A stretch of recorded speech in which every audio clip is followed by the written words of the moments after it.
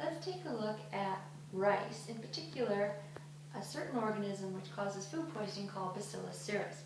Now rice, which I'm showing you here, is perfectly dry. It's not an animal food, doesn't have the protein, but unfortunately when the rice is grown in the rice paddy, it can pick up this organism called Bacillus cereus.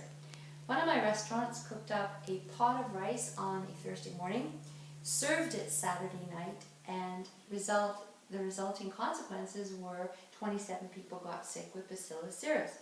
If you wonder what they did with it for the 3 days, they simply left it on the counter and it was sitting in the danger zone. So that's how the organism grew.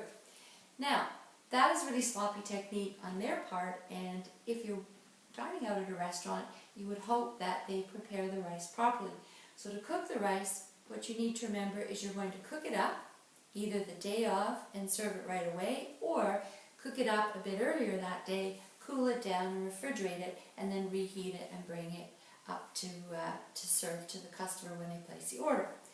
But what about if you're cooking rice at home? Well, first of all, you cook it up and keep it hot. Secondly, you eat it up. Thirdly, you cool it down and refrigerate it. Or if you can't do any of that, you're going to throw it out because you don't leave rice in the danger zone. And too many of us tend to leave it in the danger zone, which is typically room temperature, and then it sits there and grows this organism, and we wonder why we get sick.